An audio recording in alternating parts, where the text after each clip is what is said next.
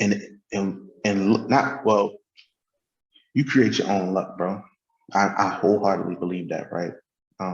Through trial and error, through Mhm. being in the room, and then through the pursuit.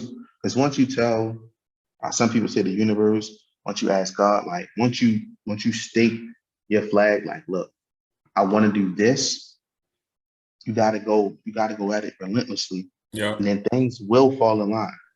Um, and Myron Golden said it. He was like, I never heard anybody put it as good as he put it, but like when you're when you're going in the right direction, turbulence will follow, right? Like you're going to have some type of adversity when you're going the right way, Yeah. right? I can't remember what I was just listening, but he's like, yo, it's going to happen, and most people quit. Like if you're going to start a new business, oh, you know, I'm going to start a credit repair company. Go, something happens, right? Your car might overheat, and then like, shit, should I spend the money on the car or should I spend the money on the business? And so it's like, I don't know, you know what I Yeah. mean? But if you really want that business, then you won't spend the money on the business, and know that eventually the business will make the car work, right? Pay for the car. So, You know what you're saying about as far as like the turbulence and stuff? That kind of mhm. reminds me because I'm like in the beginning stages trying to learn about, options and stuff like that. There's always gonna be Me them too, bro. Me pullbacks. too. Woo, I took that hit, boy. I'm like, yo, bro, can I tell you? That's I'm tough. down 17. I'm down 1,700 this week. Oh man. Them I had pullbacks. to, bro. I'm down 17. Like Yeah. I'm in the shower. Like That I'm adversity hurt, bro. gonna happen, man. That Yeah, yeah. adversity gonna But happen. but that's where, to me, when it hits, I always think like, yo, this is where champions are made, bro. Yeah, This is where champions are made. You definitely. know, yeah, like in the forge in the fire, bro. So it's just like if you can't take that small L, you don't deserve them $20,000 days. Mm, Them $80,000. You don't deserve that, bro. yeah. Why? Because you didn't go through the adversity, right? Hmm. Now I'm not saying if you get those days, cool, but when you go through these setbacks, when those days come, it just makes it so much So sweeter, much bro. You're like, better. Yeah. so Yeah. much better. You know what I mean? Like, Yeah, yeah, I definitely. deserve this. But Yeah, definitely. I'm right with you, bro. I'm right Yeah. with you. I wanted to, of course, by nature, I'm not gonna give up. But Yeah. one of the guys, his making power plays. His name is Andrew, and we hold each other accountable. He's like, bro. I told him, he's like, yo, I ain't gonna let you quit. So today we was on a call and we went over all the trades. And he was Mm, like, yo, why'd you take this trade? I was like, I think he's like, nah, disciplines. And mm. so, it's just, but remember I told you, like, when you're an entrepreneur or whatever, like, you got to understand how to practice, Yeah. how Film. to watch film. Yeah. That's it. And Yeah. we went back through the trades. That's watching film. Mm, You feel me? So, mhm. and it's good to have a team. So like, it's all crossover, bro. You understand? It's Yeah, crossover. definitely. Like, Definitely. so if I didn't have him as a teammate, and for us to really go to the film room and say, "Oh, all right, you took this one on the chin, but Hmm. let's review why you made the errors, and then so next week you can come in stronger." Because, bro, like I said, I ain't gonna lie, I was like, should I take the trade or Yeah. not? You know what I mean? Yeah. Like, Yeah. Yeah. and then by the time I took the trade, I was in late, and it's Yeah. because It's I just crazy. was, yeah. So, Yeah. but no, every entrepreneur should definitely have. They should be surrounded by people that's in entrepreneurship, Hmm. as well as a few of those people.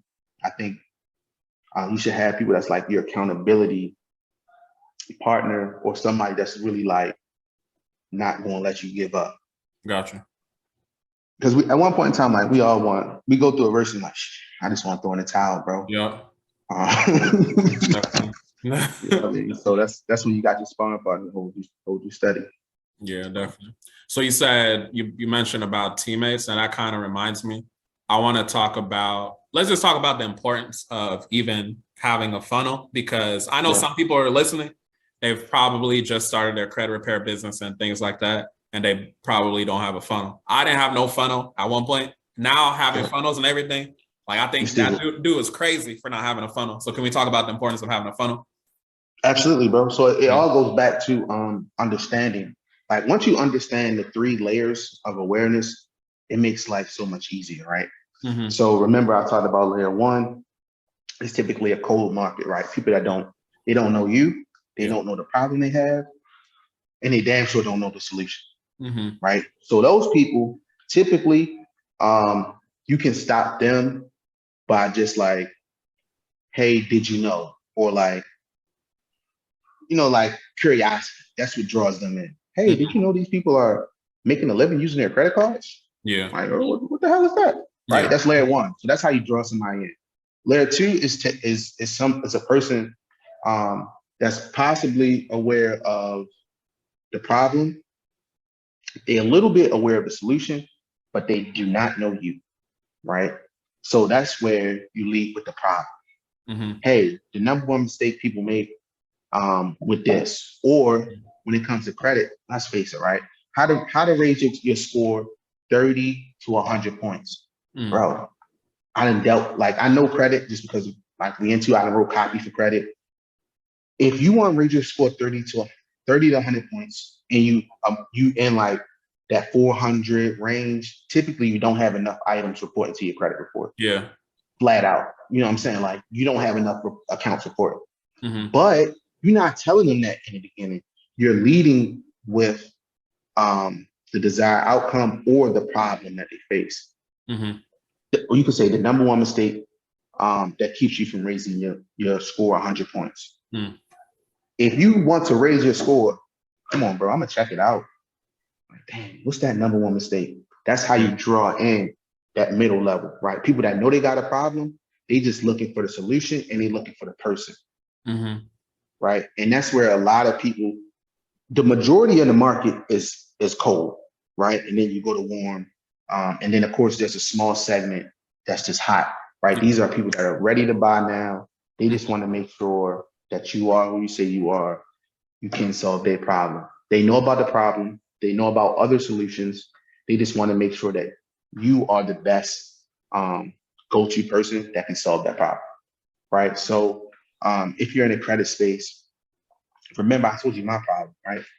I was trying to sell to people that did not. I was trying to sell to cold people, That cold like they market. didn't. Yeah. Yeah, that cold market, and it's tough because, for one, as a solopreneur, you gotta have tough skin. Hey, you gotta kiss a lot of what they say, kiss a lot of frogs, right? So if you go to the warm market, it's a lot easier. Mm-hmm. A warm market can be found by groups. One of these Facebook groups, right? It's Mm. there. Mm. Single moms that might suffer with credit. Mm. If you say black people that suffer with credit, white people, Asians that suffer, you know what I'm saying? You figure out who you can help, and then you go into those groups. Or like you did, you create your own group, Yeah. right? Like you can lead with your story, create your own group, give game. But those people are warm. Mm-hmm. Why are they warm? Because they know they have a problem. Mm. It's so much easier to sell to somebody that know they have a problem. Because the conversation switch. I'm not trying to like convince you. Yeah. You know what I'm saying? Like Yeah. convincing is such a manipulative type of word. I'm trying to convince you to do this. I'm convincing you because I want you to pay me. I don't want that. I Mm. want, hey Darrell, I got a problem. Can you help me solve it? Cool, let's talk. Let me diagnose you. That's what I want. Like I want to be able to come to somebody and let's have a diagnosis, like a doctor, Mm-hmm. right? If you can have those conversations, it's easy to close. It's easy to close because it's just like, yo, I know I got a burning, I know I have a desire to get the problem solved. I Mm-hmm. know what the problem is. Mm-hmm. Now, a few things have to line up. Of course, like financially, like, okay, can I afford this? But financials is like one of the lowest part. Like, yo, you go get a credit card, bro. You know what I'm saying? I know it's tough. I know it's tough, but Yeah. that's when it comes down. If you really like, I wouldn't tell somebody that unless I knew like I could deliver.